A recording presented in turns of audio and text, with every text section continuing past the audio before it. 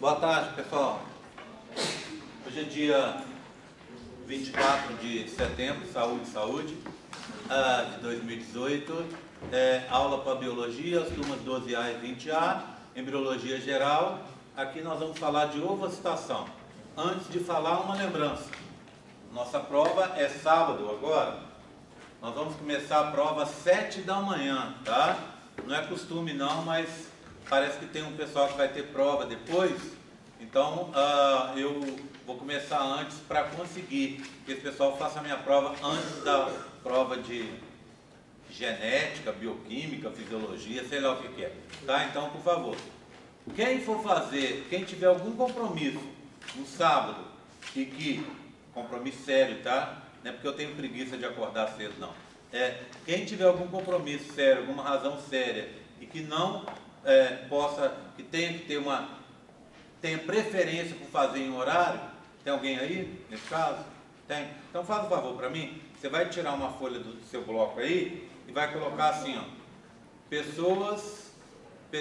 alunos que farão prova em horário diferente, no sábado.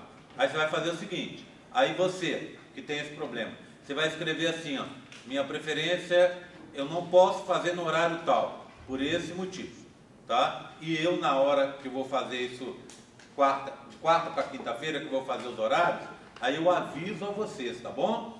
Aí eu vou mandar a lista no campo virtual, você vai olhar, a lista vai estar por ordem alfabética, o seu nome vai estar ali, tá bom? Vai estar no horário ali. Como a gente eu tenho o horário das 7 até 1 da tarde, mas como a gente tem menos alunos esse semestre, graças a Deus, então acredito que a gente vai usar só 3 horários. Então vai ser das 7 às 8, das 8 às 9 e das 9 às 10, tá bom? Então eu não pretendo usar os horários do final da manhã, acho que não vamos precisar disso. Tá combinado? Bem, a matéria vem até aqui, então hoje nós vamos ter uma aula diferente. Nessa aula de agora eu vou iniciar uma coisa que eu já comecei no período passado, na embriologia, e que eu achei bem bacana, que é fazer perguntas durante a aula, tá? Então o que a Amanda vai fazer? A Amanda já sentou aqui na frente, vai estar prestando atenção na aula, e durante a aula eu vou fazer perguntas. Que cara é essa? Sono de irônico, né? O sono irônico, já viu? Né? Então assim, a Amanda vai sentar aqui na frente, prestando atenção na aula, tá? Aí eu vou fazer, durante a aula eu vou fazer perguntas.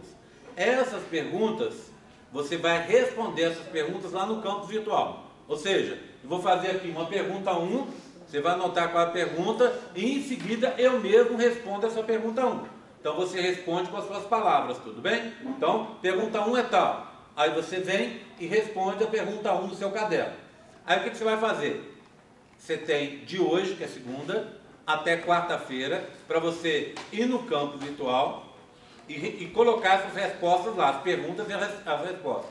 O que eu vou fazer? Vou te dar um ponto. Tá bom? Ok? Combinado?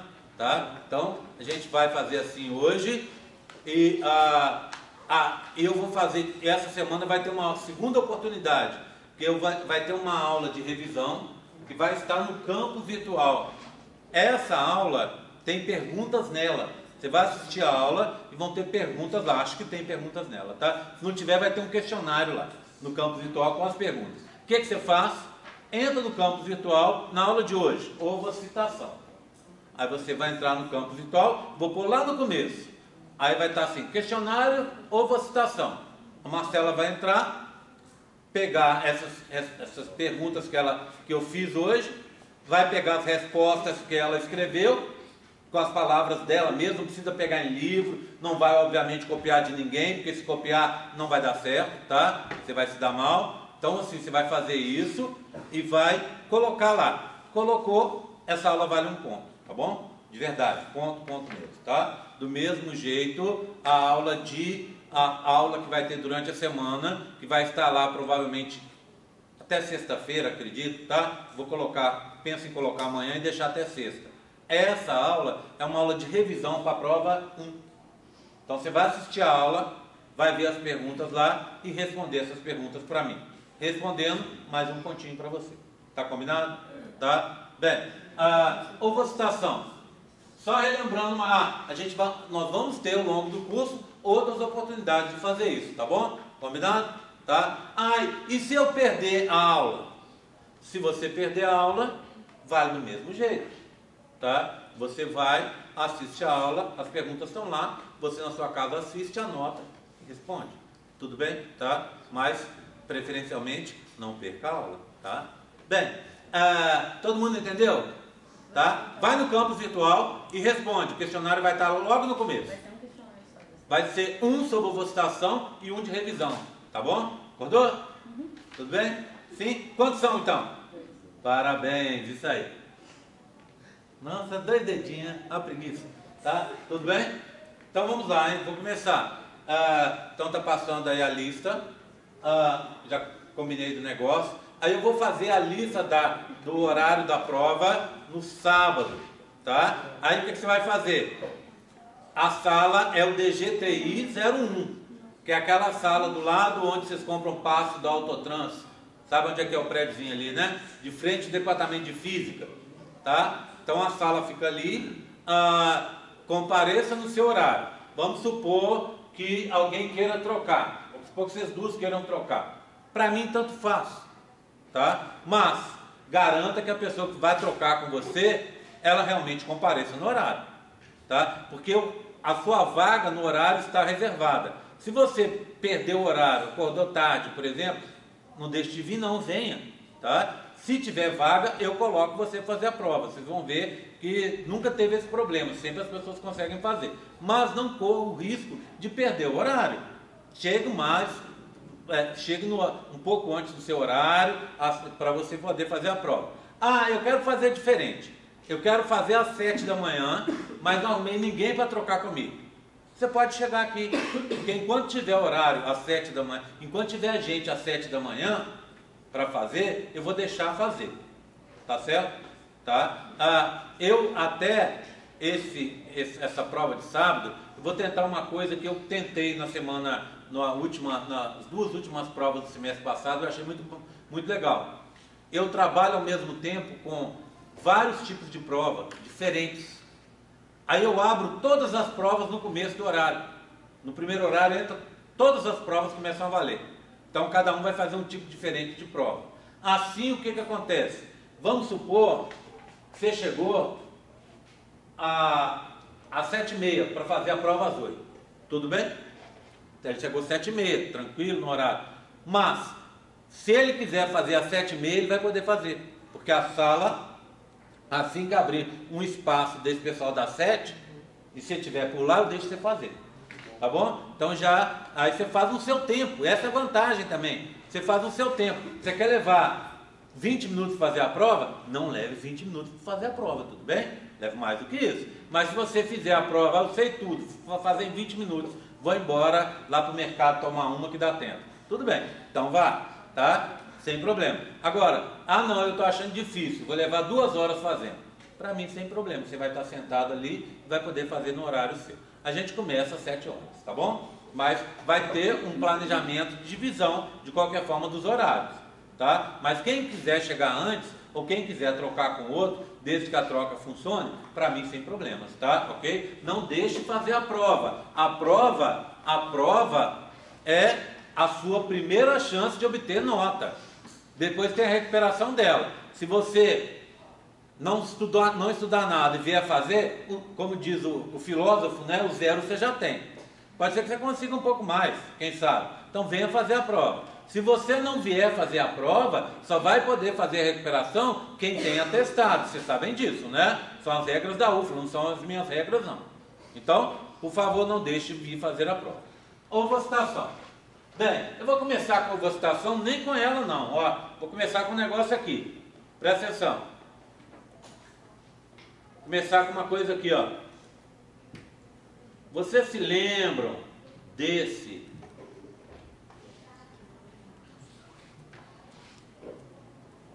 gráfico aqui? Bem, o que eu quero mostrar nesse gráfico? O que me interessa, bem, Só esclarecendo, ovocitação é a liberação do gameta feminino, não é? Que acontece no meio do ciclo, de um ciclo de 28. Se o seu ciclo é um ciclo de 30, acontece com 30 menos 14, porque a parte final do ciclo é constante. Então vamos para a primeira pergunta. Primeira pergunta que eu quero saber é o seguinte: quando ocorre a ovocitação para mulheres de ciclo de 28, de ciclo de 30 e de ciclo de 26? Quero também nessa pergunta que vocês me expliquem o porquê. Tá certo? Tudo bem? Entenderam? Então, quando acontece a ovocitação para mulheres de ciclo de 30, de 28 e de 26? E por que acontece essa ovocitação nesses dias? Bem, vamos lá. A parte final, a resposta dela é a que vem a seguir, tá?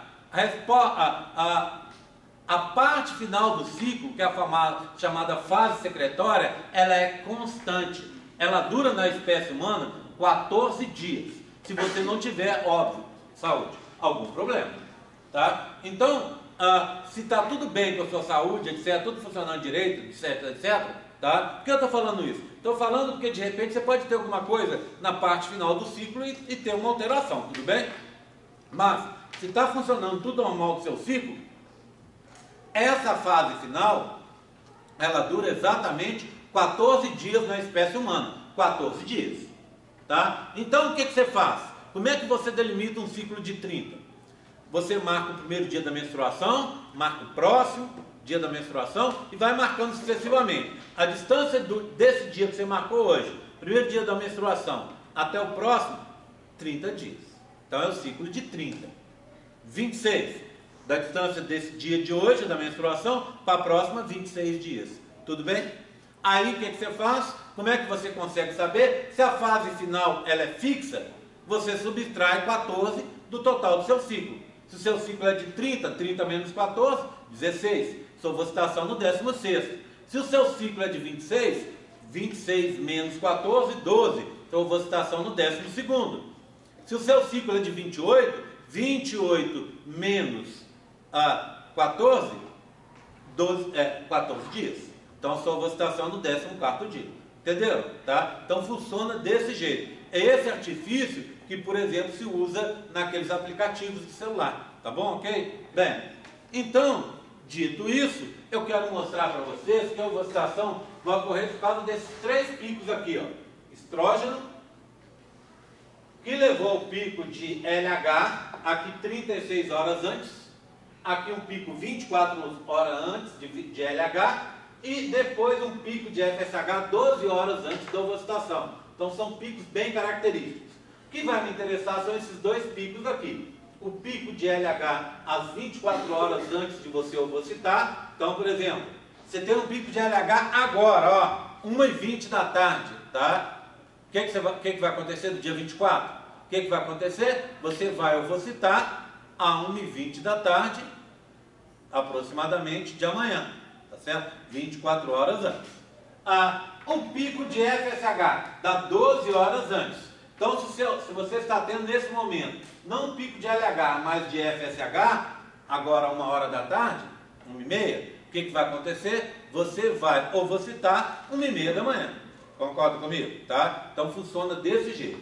E esses picos é o que me interessa. A gente já sabe, né? Vamos para a segunda pergunta? Diga aí para mim, o que causa esses picos? Vamos relembrar daquela história do controle do hipotalâmico, hipofisário e gonadal, do ciclo reprodutivo. Como é que é a história?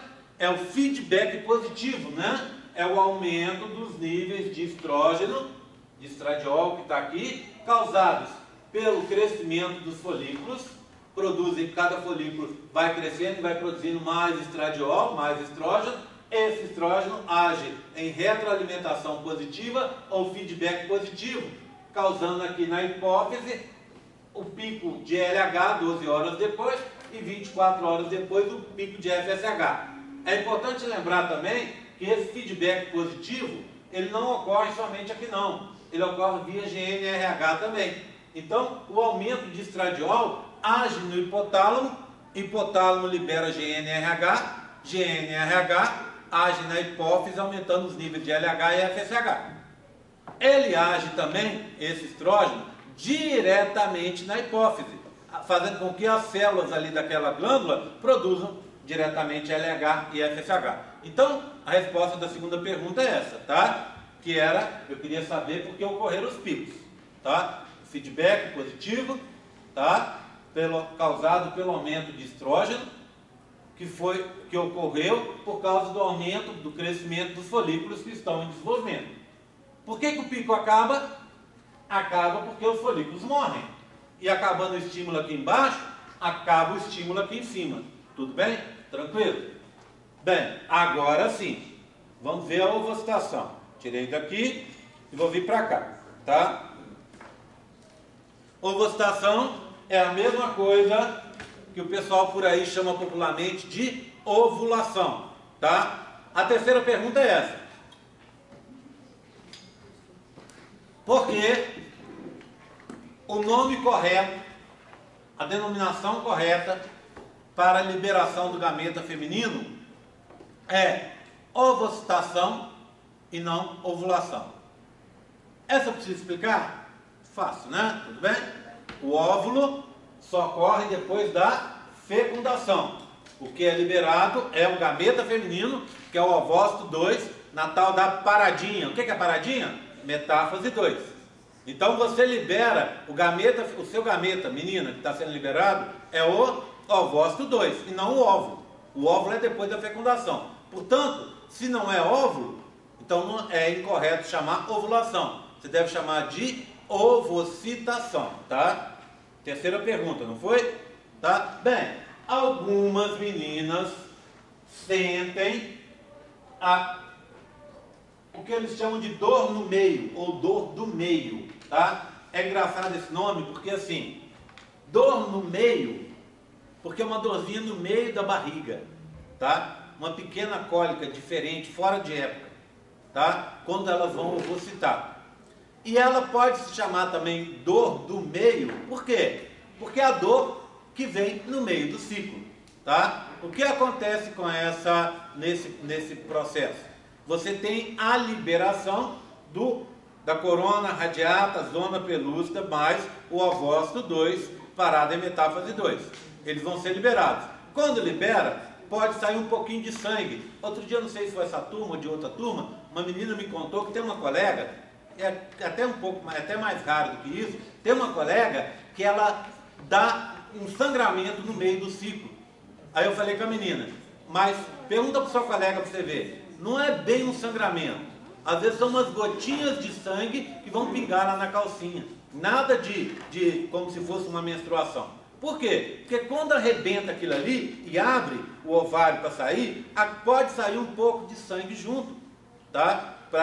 Daquele machucadinho, vamos dizer assim, do ovário que arrebentou. Então, isso é a dorzinha, a dor do meio, ela é incomum. São duas mulheres a cada grupo de 10. Ou seja, aqui provavelmente a gente tem o quê? Mais de 20 meninas? Provavelmente umas 2, 3 tenham essa sensaçãozinha assim, para saber desse... Às vezes não é nem uma dor, é só um incômodo, um indício para você que você está ovocitando, tá? Outras, mas a imensa maioria não tem, tá certo? Tudo bem? Bem, o que acontece na ovocitação? Só lembrando, você libera, tá? Vamos aproveitar e fazer uma quarta pergunta? Eu quero que vocês contem para mim como acontece a luteinização. O que é essa luteinização, tá? Luteinização, está escrito aqui, é a formação do corpo lúteo. Ela ocorre como resultado da ovocitação, não é isso? Tá? Então o que aconteceu? Você liberou para fora as células da corona radiata, a zona pelúcida, no interior, naquele espaço pelivitelino, que é o interior da zona pelúcida, tinha o polócito 1 e o ovócito 2 parado em metáfase 2. É isso que vai ser liberado. Olha ele sendo liberado lá, tá vendo? Isso que está sendo liberado, com o líquido que estava dentro do âmago. O que sobrou para trás? Sobrou aqui de verde, tá vendo? As células da teca externa, as células da teca interna de vermelho, que a gente já viu naquela outra aula que tem a ver com a produção de hormônios, é isso? E as células da granulosa foliculares aqui indicadas de azul, que também tem a ver com a produção de hormônios. Você vai fazer um órgão, uma glândula que é provisória, que é esse corpo lúteo, certo? Essa glândula, ela vai durar até o final do seu ciclo, morrendo aí pelo dia 25, 28 dias, ela morre, tá? E aí cai a produção de progesterona e de estrógeno, e aí vem a TPM, depois o próximo ciclo começa, tá? Ou ela, se você estiver grávida, ela dura 3 meses, morrendo ao final do primeiro trimestre, para ser substituída pela placenta, que já vai estar formada então, tá? Tudo bem? Só para relembrar isso, o assunto que a gente já falou. Bem, então o que sobrou para trás é isso aqui. O que vai acontecer? Tá vendo? Que células vermelhas são essas? São as células da teca interna. Elas vão invadir o que sobrou, o que ficou para trás, aquela cavidade que antes estava cheia de líquido, que era o antro, foi invadido pelas células da teca interna. Vê bem, células da teca interna, quando estão no corpo lúteo, elas mudam de nome, vão passar a se chamar células teca-luteínicas, tudo bem? Células teca-luteínicas. E as células da granulosa, que são do folículo, quando elas estão no corpo lúteo, elas são chamadas de células granulosa-luteínicas, tudo bem? Tá? Então, células do folículo, quando estão no corpo lúteo, elas mudam de nome. O que acontece com essas células da granulosa, que é as células foliculares? Lembra? Amarelinhos nos meus modelos.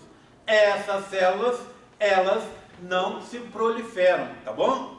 Então, a maioria do corpo lúteo vai ser formado pelas células da teca interna, que agora são as células teca-luteínicas. Elas vão preencher isso aqui tudo, ó.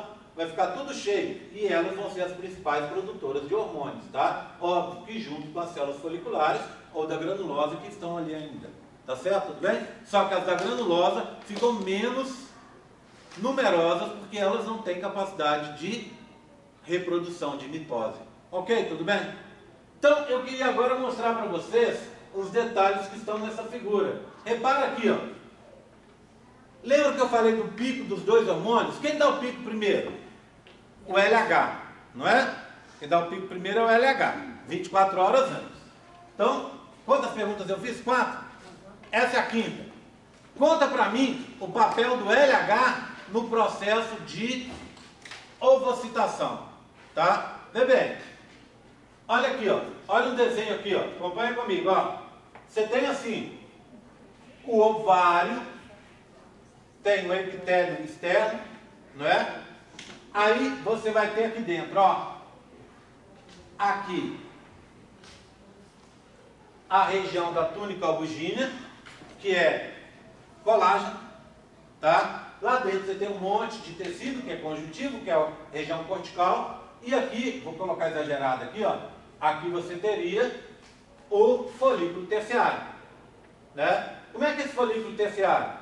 Do lado de fora, a teca externa, certo?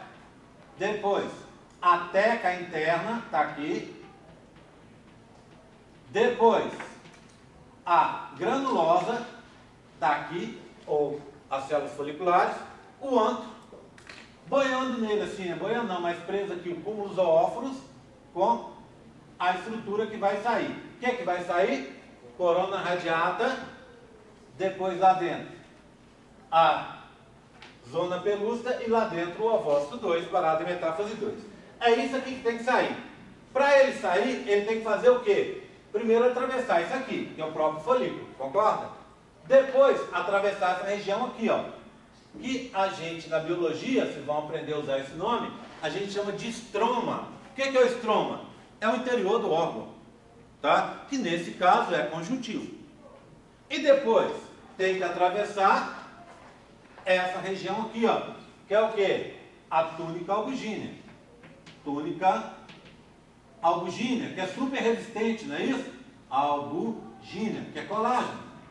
Para depois arrebentar o epitélio e sair. Então, esse é o caminho, tá? Ele vai ter que atravessar as estruturas externas do próprio folículo maduro, atravessar o estroma do órgão, atravessar a túnica albugínea e atravessar o epitélio. Isso, obviamente, não é tarefa fácil. Por isso, uma série de eventos ocorrem para ajudar. O primeiro deles é ocasionado por esse pico de LH 24 horas antes da ovocitação. O que o LH vai fazer? O LH, entre outras coisas, tá? Daqui a pouco eu vou falar do papel geral de ambos, tá? Mas, especificamente, o LH vai agir em umas moléculas que a gente chama de prostaglandinas. Lembra as prostaglandinas? Eu já falei sobre elas aqui. Falei quando eu estava falando sobre a próstata, né? E sobre a vesícula seminal. Eu disse para vocês que as prostaglandinas são uma família de substâncias que fazem várias coisas. Agora mesmo a gente já vai aprender dois outros papéis das prostaglandinas. Mas o papel mais conhecido delas é contração do músculo liso. Então, o LH junto com o FSH, eles vão ativar prostaglandinas. E essas prostaglandinas vão fazer contração do músculo liso. Quando você contrai o músculo liso, o que você está fazendo com o ovário? Espremendo o ovário. E é como se você tivesse com uma pereba, né? Imagina, você está com um machucadinho, você espreme e ele arrebenta. Então, você imagina, você tem um negócio cheio de líquido ali, você está espremendo. Espremendo porque está contraindo o ovário. A tendência é arrebentar aquilo ali, então está fazendo pressão, tá? Agora, perguntei sobre o LH, né? O LH especificamente, ele também vai ativar prostaglandinas, um outro tipo, tá?